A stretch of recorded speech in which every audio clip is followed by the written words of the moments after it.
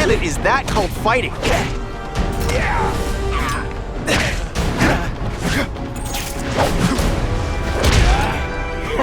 Why can't they all be like that?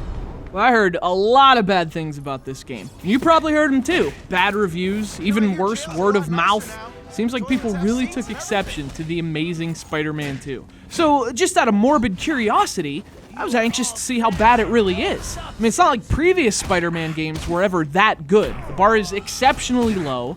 This one must be exceptionally terrible. I got news for you. The only thing exceptional about The Amazing Spider-Man 2 is how unexceptional it is. This is the same Spider-Man game they've been making for 12 years. This one shocked you. I mean, what'd you think you were getting? It's The Amazing Spider-Man 2. It's not amazing, that's the point. It's not too late to surrender, or just start crying. Now, of course, there's an argument to be made that this now overdone Spider-Man formula was kind of awesome in the early 2000s, because it was. The notion of freely swinging through an open world city, that was pretty groundbreaking stuff. In 2002, and here we are, 2 console generations later, and we're still getting what is basically the same game. Swing through the city, be impressed. Well, it's not that impressive anymore. Not only because it's been done to death, but to be honest, it's still never been done perfectly, even after 12 years. Like, at some point, even heroes give up. I should say, though, this is definitely a step down from the first Amazing Spider-Man game. Now, they're almost identical in terms of structure, but it seems like that one was made better, because I had a lot more fun with that one than this one. But even then, that one came out in 2012. Did I really need the same game less than 2 years later? I guess that's my issue here. Not only is this a crappy Spider-Man game, but it's the same Spider-Man game, over and over. I mean, every series needs to evolve. Spiders evolve. Why isn't this spider evolving? I always look so surprised. So what's it like? Oh, get this. You swing around town getting beat up. While my friends check out the band at Jazzy Johnny's, I get to swing around town getting beat up. Ah, the glamorous life of a superhero. And once you've marveled, get it, over the crazy notion of open world web slinging, you go to these things called waypoints. And those have your primary objectives, as well as these things called side quests. And most of those entail fighting enemies, doing something called button mashing.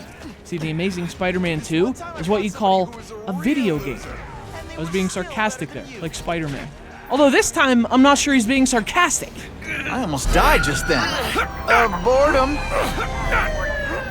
And I think maybe the reason that the oldness of this whole setup is so apparent here is, again, that this is a bad version of the setup. You know, if this were a better Spider-Man game, I'd probably be more lenient about that.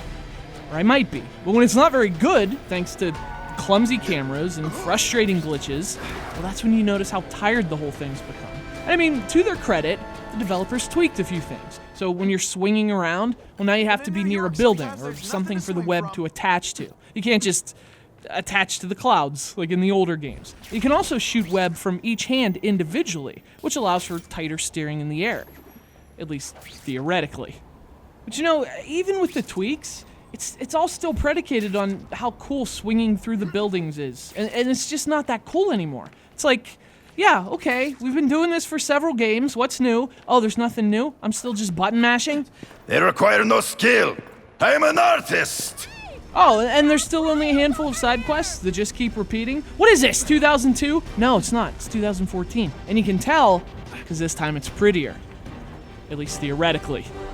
Oh, but what about the interactive dialogue? Yeah, that'd be cool if it were interactive, but it's not. You just pick the order of the responses, and it has no effect on the game. I mean, that's the kind of game we're dealing with here. One that's perfectly happy to just waste your time.